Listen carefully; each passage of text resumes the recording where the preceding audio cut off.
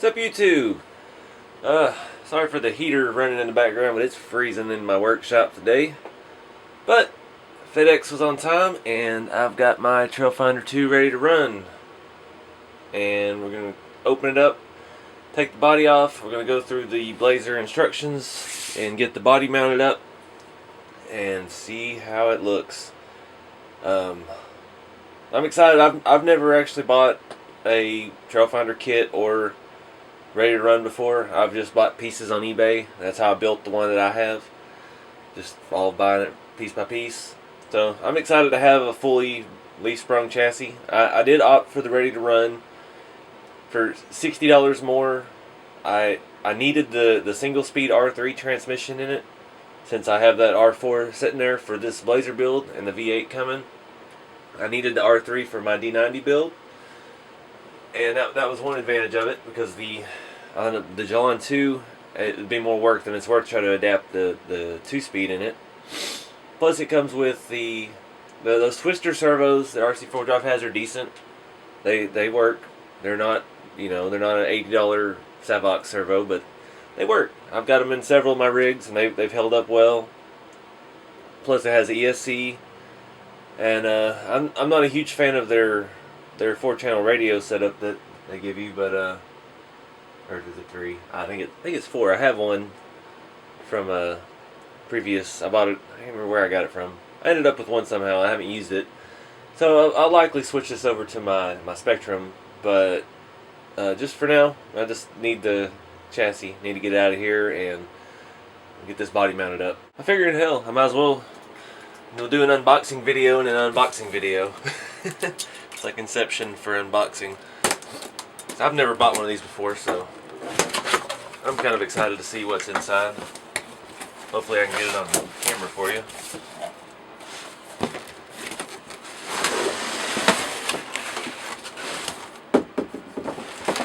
It's so weird to see a hobby grade RC in a package like this. Looks like it, would be something you would buy at Walmart for $50. And it's kind of weird to see something I actually want in one of these kind of packages.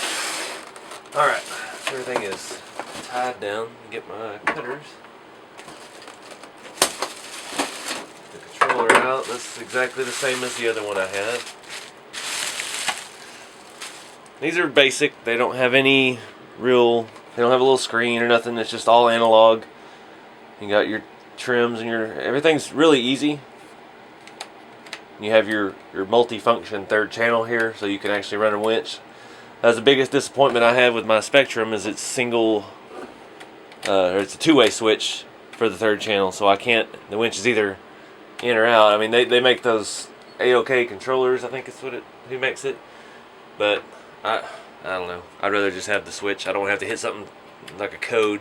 Hit it twice, make it forward. Hit it once, make it reverse. But that's just me. I'm me. I'll put that aside for right now, since we won't be driving this yet. Let's see how this bad boy is strapped down in here. Oh, just jump on the bottom. We got bumper, instructions, battery straps. Lots and lots of battery. Why do I have 5 battery straps? That's odd. And this is something else new that I don't remember seeing before. The Mojave 2 has rubber mirrors, which I knew that was a difference, but it's also got these tie downs that go on the outside of the bed. That's a new add-on. And let me grab my other Hilux body. I didn't realize these were so different.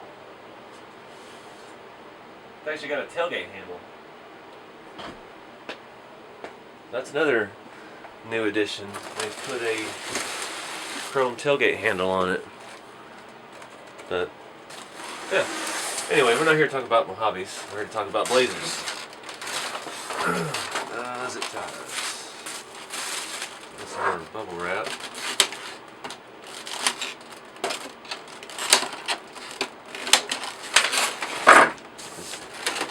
Out of here. All right. Let me clean up all this mess, and then we'll get going on this. Alright, let's pull this body off. I don't know if I can get you in there to see it. I've got a new dash in the Mojave 2s. It's a lot more scale.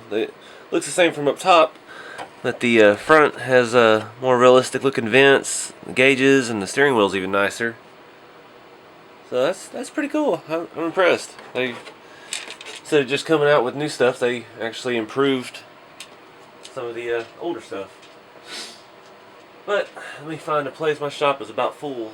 I can't set this thing down anywhere. Got this big project going on. Alright. So, we got, for now I'm going to leave the drivetrain like it is. I have the R4, but I don't have my V8 yet. And I don't have my mounts yet, so I'm going to wait for all that to come in before I swap it out. So we're going to go ahead and mount the body to this chassis. So I'm going to get all the parts out. Alright guys, I had to tap into that massive bag here of hardware for the Trailfinder 2, the K5 body.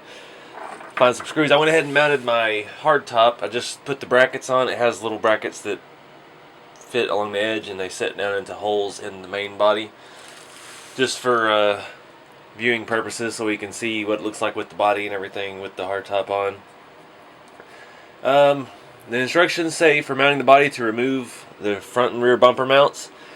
It also says it comes with this piece here as a servo or a receiver tray, and it says to put this where your box is and move your box to the back.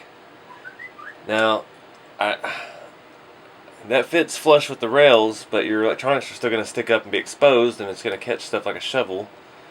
Not really sure why they would want you to do that, short of stealing. Maybe the fuel tank's supposed to be in the back. But yeah, you do that, then it's only mounted on 2 holes. And I personally put the body on. I don't see why that can't be where it is. And this thing's already set up. Everything's tied down. All the wiring is done. I'm not going to take that off right now. Unless I run into some unforeseeable problem later, I'm not going to move it. I got the other one out. I was thinking, a lot of K5 Blazers had dual fuel tanks. But I don't know, that may be too much. We might add that later. We'll see. So, we've got these mounts. Now, they've kind of gone with the system like the John 2 Cruiser, except it's all plastic. So we've got these little, I already lose one, little plastic things that you screw into the end of your body mounts. I think I did lose one already. Great. I had a hard time with opening the bag that this parts tree was in, and yeah, one of them came off the tree and disappeared. Anyway, I'll find it here in a minute. These little guys mount to your body post, and then this little bracket sits on it and pins down, and then you screw your body into these, which that gives you the extra width you need to mount the body. I did find out one little trick on these already. You don't have to remove, it comes with extra body post, but they say you don't have to remove those to do this. The instructions show take these off, put it together with the new one, and then put it on. Seems kind of silly when you can just use what's there, screw right to it, and then mount everything on the outside. Because those aren't easy to get to, because you have to get in here to your cross member, you got to take your transfer case out. That's a little more involved, so I'm going to try it that way. We'll see how it works. I've got to source out all these screws and find that missing part, and I'm going to get those up and show you better how they work. Alright, got to show you how these work. First, a quick tip. These screw into the original body mounts, and they will work. It does come with new posts, and if you're using an older Trailfinder that you've had for a while and you take the body on and off 1,000 times, you might put the new ones on just so you have fresh plastic that you're threading into, because even as tight as I can get them without stripping them, they're still loose. I can turn them a little bit, but here's how it works. And they want you to put these body pins in. You put that over the back, and then the front slides down like that. Then you put a body pin, I got the other side on. It's like the John 2 Cruiser. It's loose. I don't like that, but that's the only option I got right now, short of We could make some longer ones out of 4-link rod or something, but until they offer a metal option for that, that's probably where we'll be for now. So I'm going to go ahead and put these body pins in. I'm still debating on whether or not taking off the rock guards here on the side. I know you won't be able to see much of it on here, so it might actually look better. I always thought those were a little bit big. They stuck out so far on the Mojave body, but they may work out well on here. So it looks like from the instructions here, our next step is drive it like you built it. Yeah, so I'm gonna get the screws, put the body on, and then we'll come back and see it. Alright, it's on. Not too wobbly. I do have one little issue. My rear tires sit just a little more to the back of the tire well than the front. I don't like that, but I think with a little bit of lift it'll pull forward and look right. I do have some of the super lift blocks in case I need a little extra clearance. We can just go full 80 style on this thing. Put some lift blocks in there. Pretty cool. The thing's massive. Let me show you dead on from the front how big it is. There you go. So yeah, it's completely tucked. And those are the stock mud thrashers, the 155s.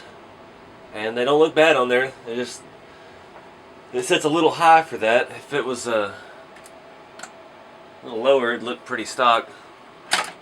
But got a lot of room for a lot of tires. So I think up next we'll have to do a tire fitment video. Talk about what we can get on here. I still don't know what colors or anything yet.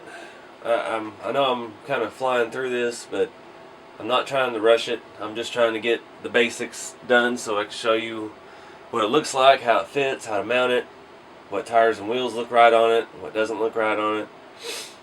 And then once we get this stuff done, then we can go back to just details, and I can come back and do some work on this body, figure out a color. I do know the roof's going to be white. I always like the white hardtop. And as far as stance, tires and wheels, I have no idea. I don't know what I want to do yet. So anyway, yeah, thank y'all for watching, and I've got some more coming up real soon. So please like, subscribe, and share. We'll see you in the next video.